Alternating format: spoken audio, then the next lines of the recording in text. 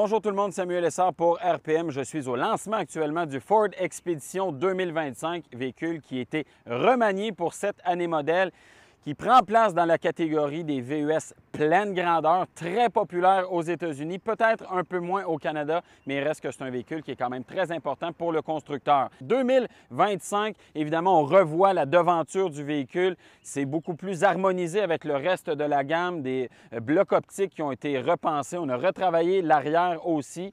Mais grosso modo, la forme, les proportions restent à peu près les mêmes que ce qu'on connaît. Il faut savoir une chose, c'est qu'on a conservé la même structure, châssis en échelle, conservé également les mêmes mécaniques. On a donc retravaillé le véhicule pour le mettre un peu plus au goût du jour avec un design qui va être plus moderne. Même chose à l'intérieur, on a retravaillé drastiquement et on a ajouté quelques astuces au passage.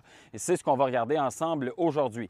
La version que j'ai à côté de moi est la version Tremor, nouvelle version pour 2025. On s'harmonise avec le reste des véhicules du côté de chez Ford. On avait auparavant le Ford Expedition Timberline qui était la version un peu plus hors route, mais maintenant on la nomme Tremor, comme ce qu'on retrouve du côté du F-150, du Ranger, du Maverick, par exemple. Donc une version un peu plus hors route avec des roues de 18 pouces, des pneus de 33 pouces, des marchepieds qui ressemblent à ceux qu'on retrouve du côté d'un Ford F-150 Raptor, mais surtout des accents de couleur bronze, doré un peu partout, à l'avant, à l'arrière du véhicule, dans les écussons. On a aussi ajouté des éléments éclairants un peu partout dans la grille de calandre à l'avant. Ça, c'est propre à la version Tremor. Même chose à l'arrière, on a des lumières qui sont imbriquées dans l'aileron dans le but d'avoir une bonne qualité d'éclairage quand on est en aventure hors route.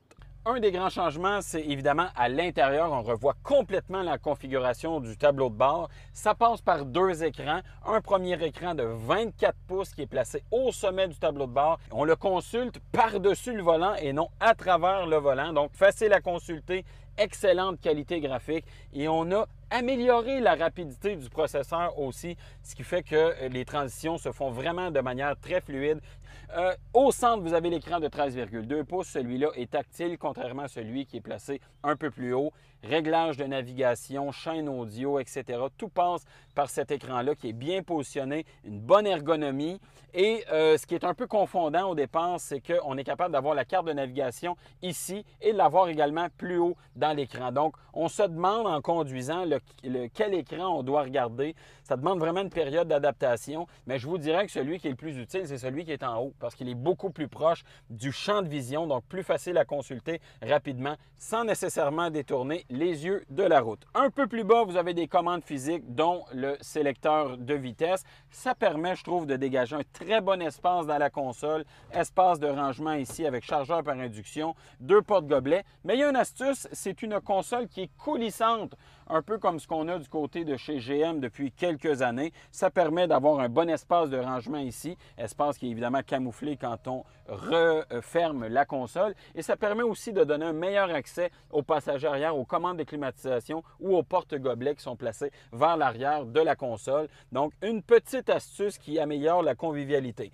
Petit mot rapide sur les places arrière. Deuxième rangée, vous avez la possibilité d'avoir une banquette pleine, 3 places ou des sièges baquets comme dans le cas du véhicule ici. Troisième rangée, on a 3 places assises, mais nouveauté, la banquette est séparée à la façon 40-20-40. Donc, la portion centrale peut se rabattre pour vous permettre de faire passer des skis, des matériaux de construction, des cannes à pêche, peu importe, tout en conservant 6 places assises. Quand même une nouveauté mineure, vous allez me dire, mais on n'avait pas vu ça dans cette catégorie-là jusqu'à présent. Donc, une astuce qui améliore la polyvalence du véhicule. Sous le capot, on a un V6 3,5 litres biturbo compressé EcoBoost. C'est la même recette qu'on avait auparavant. Toujours deux puissances disponibles. La version régulière, on est à 400 chevaux, 480 livres-pieds de couple. On a une version à haut rendement, High Output, qui, elle, va donner 440 chevaux et 510 livres-pieds de couple. Disponible sur certaines versions en option et de série sur la version Tremor pour avoir un peu plus de puissance à disposition. Boîte automatique, toujours la 10R80 qui est répandue chez Ford depuis déjà longtemps. Et on a le rouage à 4 roues motrices, évidemment. On a la gamme basse également qui est proposée pour améliorer les capacités. Évidemment, on a conservé le même châssis qu'auparavant, mais on a apporté des modifications, notamment à la suspension avant. Elle a été complètement redessinée par rapport à ce qu'on avait précédemment. Et à l'arrière, on a revu la calibration également de la suspension. Ça permet d'améliorer, entre autres, la capacité de remorquage. On est à 9600 livres au maximum pour la version qui a la capacité de remorquage la plus élevée. Et ça permet aussi d'améliorer le comportement routier, dans le sens qu'on se sent vraiment en confiance derrière le volant. Silence de roulement qui est très bon aussi. On a l'impression que c'est un véhicule qui est très, très doux sur la route, valorise un très, très bon confort. Et en plus, on a une excellente visibilité vers l'avant.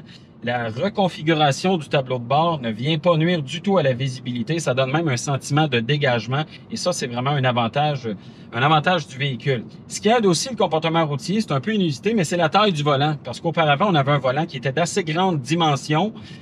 Justement parce que c'était dérivé sans doute d'un camion pleine grandeur. J'ai jamais vraiment compris pourquoi on avait toujours des volants d'aussi grande dimension, mais dans ce cas-ci, c'est beaucoup plus petit. Ça donne un très bon sentiment de contrôle sur le véhicule et on sent que le véhicule est agile, facile à prendre en main et donc permet d'avoir un bon agrément de conduite même. On le sent très, très solide sur la route et ça, donc, c'est un très bon avantage. On a eu l'occasion de faire un peu de circuit hors route avec la version Tremor, quand même dans des situations qui n'étaient pas évidentes, des pentes ascendantes, des surfaces très, très glissantes, dans l'eau, tout ça, et tout s'est fait vraiment très, très facilement.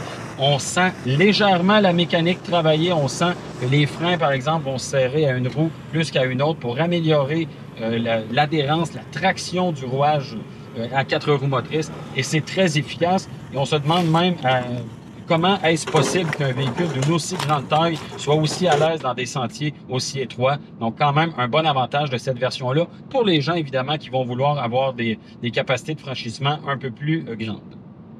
Avant de vous parler des prix du Ford Expedition 2025, je veux vous parler d'une nouvelle astuce qui a été intégrée à l'arrière. C'est ce qu'on appelle en français, du moins sur le site du constructeur, le portillon divisé multifonction de Ford, ou en anglais le Ford Splitgate. C'est peut-être un peu plus représentatif de ce que c'est réellement. Donc, un haillon divisé en 2 sections. Ça permet donc d'avoir plusieurs types d'accès à bord du véhicule. Vous remarquez aussi qu'on n'a plus de lunettes divisées, séparées du haillon comme ce qu'on avait précédemment. Donc, ça a été remplacé par ce haillon multifonction qui comprend aussi une tablette à l'intérieur. Donc, vous avez une tablette qui peut se camoufler sous le plancher de l'espace de chargement, mais qui vient créer une division dans l'espace de chargement à l'arrière. Vous pouvez aussi la déployer avec des pattes ici à l'arrière pour justement créer une surface de travail, pour y déposer des trucs.